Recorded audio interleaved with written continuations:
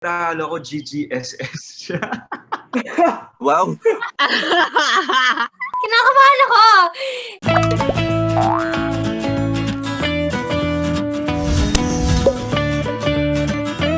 Una isda, alam niyo yung flower horn? Pero hindi ko siya pet. Pet siya ng tatay ko. Mahilig kasi... Si Ate Jillian parang same. Diba?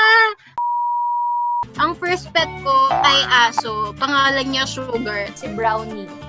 Alam niyo na anong kulay, di ba? Brown. White yan, white. First pet ko, dog din.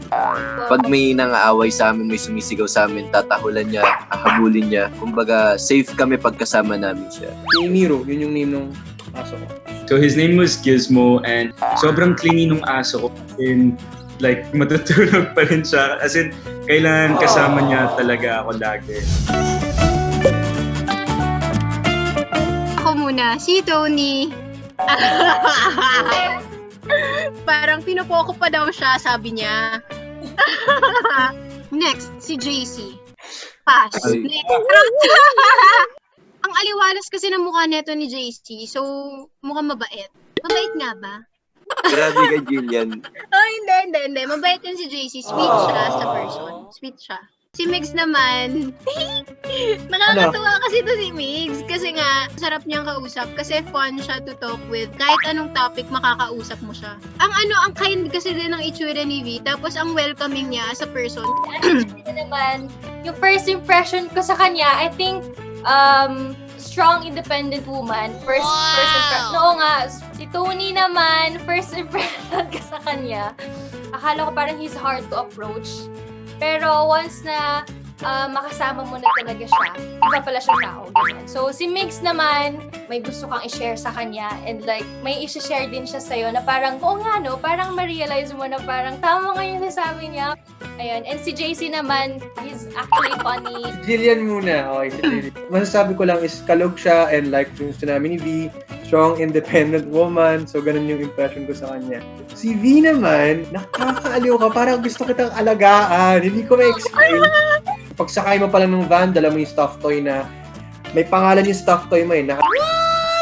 Tama, di ba? JC naman, siguro masasabi ko lang is yung ibang-iba ka kay Miko. Si Tony naman, siguro ang naging impression mo sa akin is that you may look like you have a tough exterior, but once you get to know you, you have a good soul and sweet and kind person. So, there. Yes. Agree ako. Sinabi ko rin kay Jillian yan kasi humingi ng advice yan. Migs, paano ba si Tony? Sabi ko, Jillian, chill ka lang, mabait yan, chill lang. O, sabi mo sa Tekken. Sabi ko, Oo nga, naalala ko yun.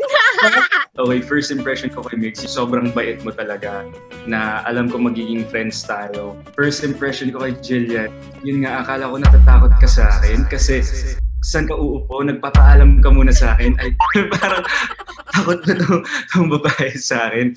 Jillian, I had so much fun working with you. Thank And you, then, Tony. si Vivery, alam mo, V, nanghihinayang ako na yung pangalan mo, hindi Kukay. Kasi parang sobrang funny mo na hindi mo alam. Si JC, si John Carlo, ay, akala ko pabebe ka. Pabebe? Anong pabebe? Kasi akala ko pabebe si JC at akala ko GGSS siya. Wow! Oy, grabe ka! So, yun yung naging first impression ko. Pero, totoo naman.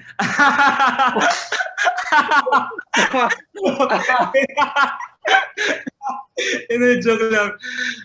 Si JC, ang sobrang na-appreciate ko sa kanya is sobrang bait niya. As in, hindi siya marunong magalit. Si JC yung isa sa mga nakatiis ng mga topak ko, kaya sobrang na-appreciate ko siya as a person.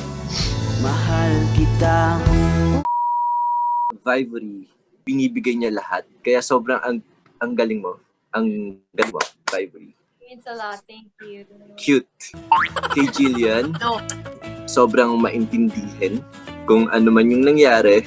And, you know, nangyari? love ko yan si Jillian. Sobrang love ko yan si Jillian. As Jillian, pag kasama ko lumabas, andun yung mama niya. Pero minsan hindi niya kasama pag ako yung kasama niya. Dahil, bakit ako pinayaan ako?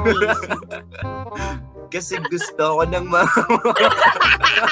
Sobrang bait ni Mig, sobrang naka-close ko to. Kumbaga, mapagbigay ng advice. Babaunin ko lahat ng mga advice ko. Kay Tonyo. Bakit?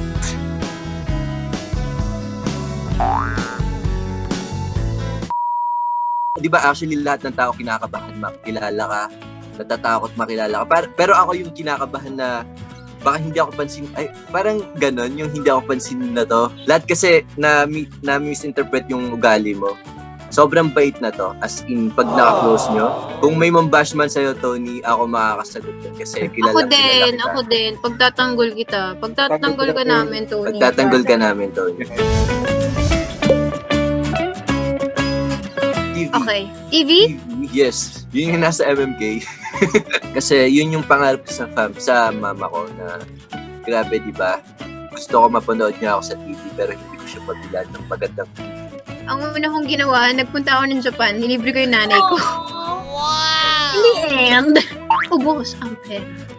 Yung kotse, nasa Bohol siya ngayon and yung family ko, yung gumagamit. So, bali, tricycle lang ako ngayon. Bali, tricycle lang po. Ang labit mo naman kasi. Malapit lang naman ako sa ABS. Siguro yung first sweldo ko, doon ko talaga inalap sa pag-travel. Yung gastusin sa travel. Siguro, it was my first Rolex watch. Nag-uusap kami ng mommy ko, tapos sabi niya, like, I hope you appreciate where you are and how hard you work kasi you have like a Rolex on your wrist. MMK. Life insurance. Commercial. Ako rin, commercial. Ano siya? Telecom. And then, yung first acting experience ko was commercial din.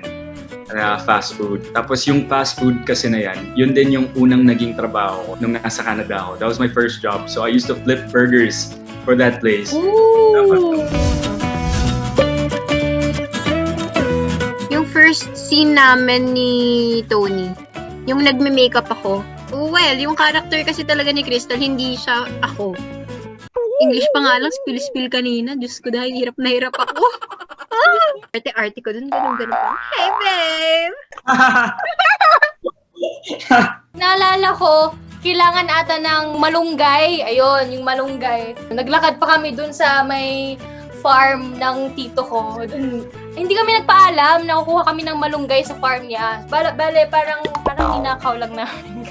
Bago kami mag-shoot kasi, the day before, meron kaming ginawa na pre-framing. I think yun yung unang beses na pinasadahan natin yung first 3 episodes, kung di ako nagkakamali. Yung last, yung magkasama na kami with Tony. Kumbaga, nakiliti ako nun eh. Sinabi ko naman sa kanya. Tama ba? Sabi ko, Sa bigote niya. yung unang-una, siguro yung workshop, chemistry workshop namin ni JC. Yun, tapos hiyang-hiya pa kami sa isa't isa. Yung naalala ko.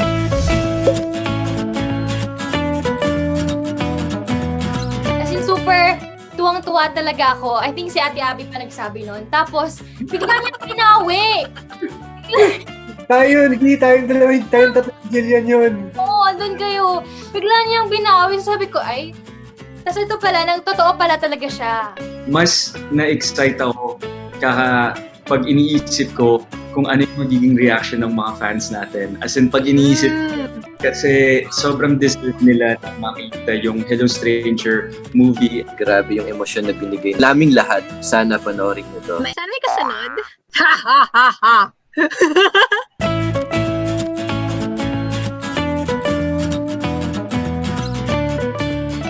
Hello Sheepmates! Want to see more of our content?